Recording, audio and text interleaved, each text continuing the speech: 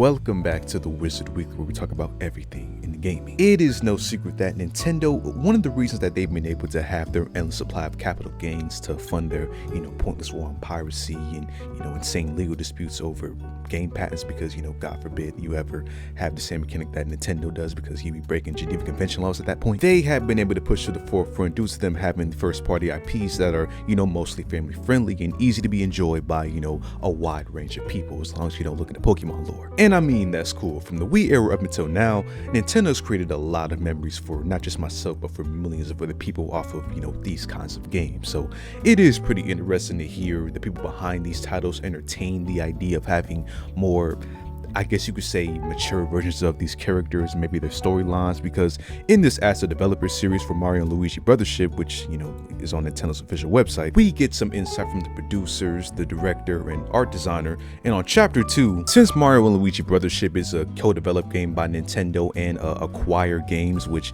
I'm not really familiar with this studio, but they made some really edgier titles like Tenchu, which I'm only, just now hearing about. They claim that when Nintendo first gave them the ball to run with, as far as like, creating the new art style for this game and, finding a new direction that they're going to take it, their initial pitches for Mario and Luigi's looks in the game, at least, in early game when they get separated for the first time, as you can see, it's much more rugged and more looking like they just got evicted and, they're down on their luck. And I gotta be honest, man, I'm a fan. Now, I'm not really keen on this trench coat look here for Mario. If I'm gonna see a Mario, I'd rather see him in his, classic red hat and just fucked up in that way. The raincoat really just makes him look like, a junkie. But I don't know why Nintendo turned this look down, at least for early game, because, they did have this freaking, they went through a portal, they got stranded on the island. You would think they would have got roughed up, when they got off that freaking portal, they look clean as hell. Now, according to Acquire's words, they claim this is going to be the look for the majority of the game, so I guess that's why Nintendo turned them down. But as they stated, although we'd enthusiastically pitched this rugged version of Mario, when I considered it from the player's perspective, I started to worry about whether it really represented the Mario that players would want to play. Again, I would want to play this minus the trench coat. And then Otani, the producer at Nintendo, he made a funny when he said that, yeah, it's like we unleash a choir into the wild only to go chasing after them again.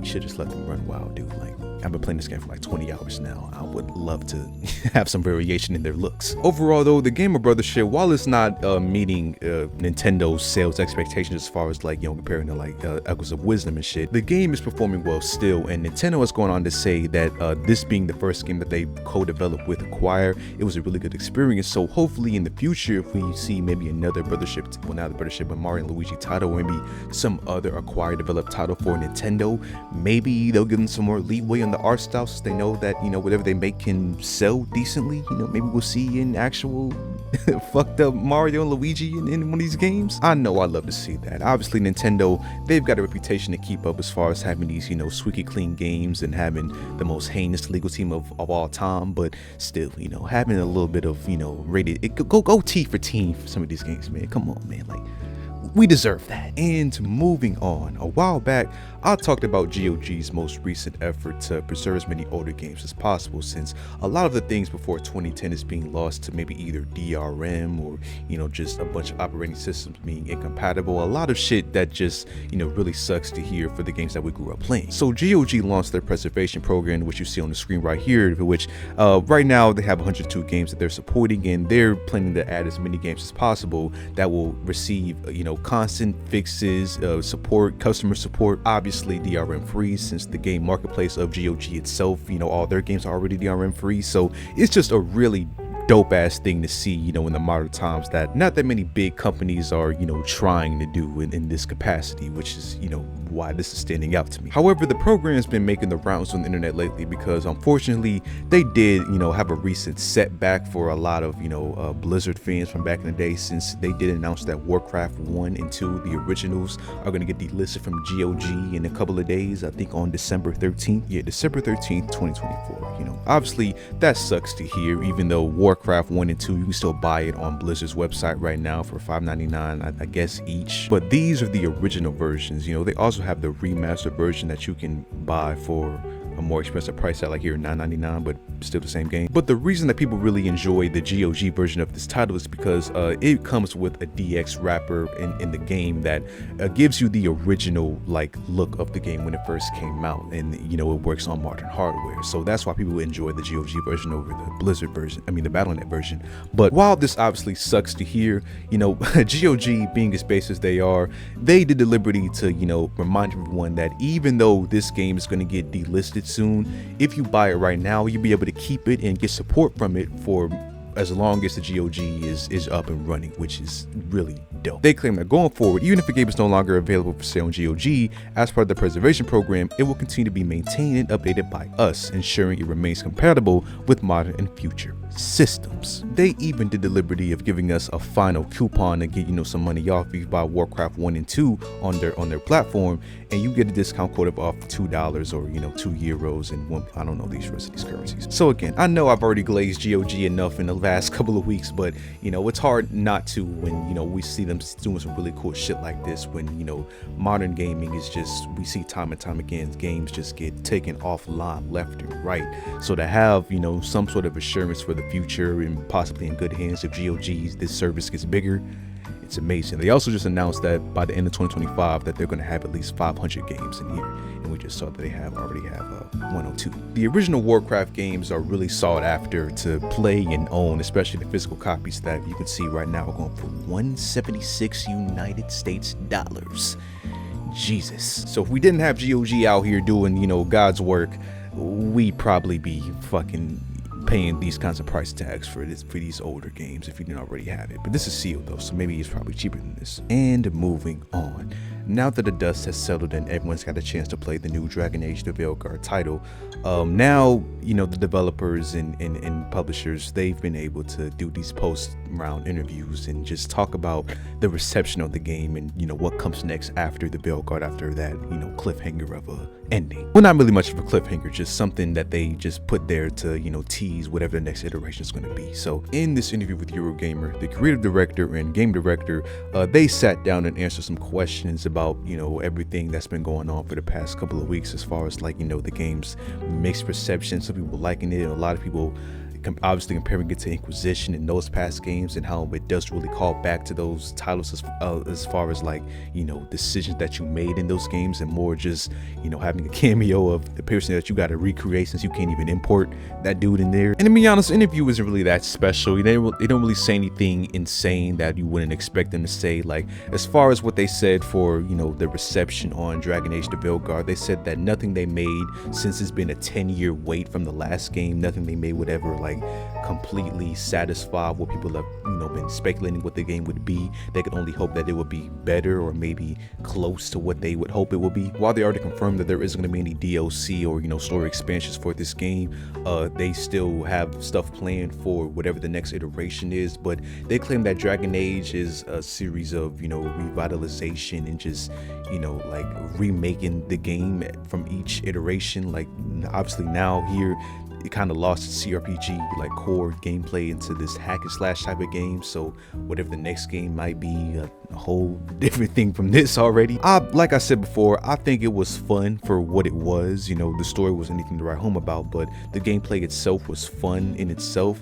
Obviously, being far away from its core CRPG roots, that's kind of an interesting decision for them to make. But it does kind of line up with what a lot of modern sequel titles are doing, in the fact that they want their newest game to be more accessible to a lot of people. So they kind of dumb down the controls and just make it similar to games that you already play, since there is no loss of translation. Not only that, but according to the developers here, they claim that the game has been through a lot of different changes over the years that it's been developed for over 10 years, which is crazy. I think 13 is actually the year that they said, but they claim that at one point it's going to be a freaking multiplayer live service game.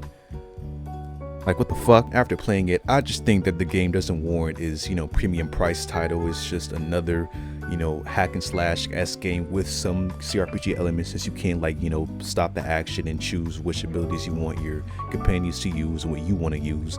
But I just think that there's way better games that you can pay for that kind of price tag. And lastly, for today, I want to briefly talk about Delta Force, which is a new free-to-play multiplayer PvP, obviously like warfare game that people are dubbed it the Battlefield Killer, which is why I initially got excited for this, because I had my fair share of Battlefield 3, Battlefield Hardline, a little bit of Battlefield 4. So when it comes to boots on the ground, 50v50, if EA wants to get the service right, I'm 10 toes down in the field. Now luckily I recorded my gameplay that I did earlier this morning, and my first impressions of this game is that, well, I'm completely ass at this game. Like, if I gotta criticize the gameplay, I gotta keep it a buck with you guys on my skill level, and I'm completely ass. I only got like 2 kills in this whole gameplay that you're going to see, and I am just not good at the title whatsoever, because the game, it rewards more of teamwork and moving together, getting in cover and getting your enemies in a smart and long distance fashion, because running and gunning in this game, unless you're freaking hitting your shots completely and just have insane precision aim, you're gonna get sniped down with a pistol. Like all the guns in this game feel like lasers from whatever distance you're getting hitting at. Like, look at this dude here.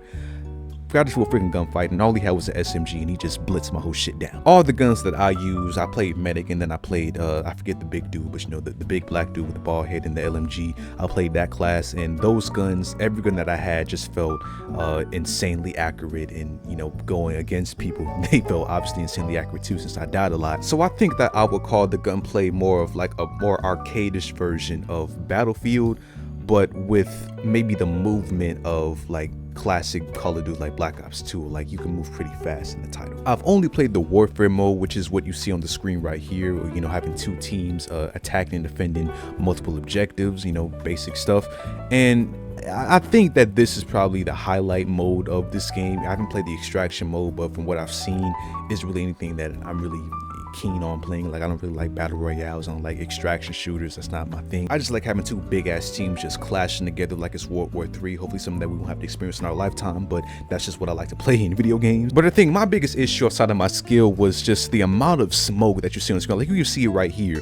I think it's the medic class that has all the smoke bombs, and dude, when I tell you, every freaking gunfight there's going to be a smoke somewhere, and it gets in the way of just doing shit. It gets annoying to a certain degree. Like, I don't know if there should be like a nerf on the amount of medics you have on the field at one time, or maybe the amount of smokes that they have, or it can be deployed at one time. Like, I don't know, it's just most of the game, most of the gunfights are covered in smoke, which is it's obviously a good tactic, because it obviously allows you to set a smoke and then move to a different point without the enemy being able to attack you. So it has its advantages, but when every player seems to have a smoke bomb and it's everywhere, it gets annoying as hell, man. Overall though, for a game that gives its take on the Battlefield formula of first-person shooter, I do think that it's at least worth to try. Now, there has been some controversy around it's having some sort of like kernel level anti-cheat embedded in the system without players being able to see that. So I guess that's your official warning that there is kernel level anti-cheat if you're opposed to that, which is why most of the reviews are negative, because most people are complaining about that. But the game itself does have a lot of potential if you're into arcade feeling shooters that use that Call of Duty Battlefield formula. Just don't play as ass as I'm playing on the screen right now. Just don't do what I'm doing. So yeah, man, that's the Wizard Weekly, man. If you enjoy, leave a like on the video, subscribe, and I'll see you guys in the next video.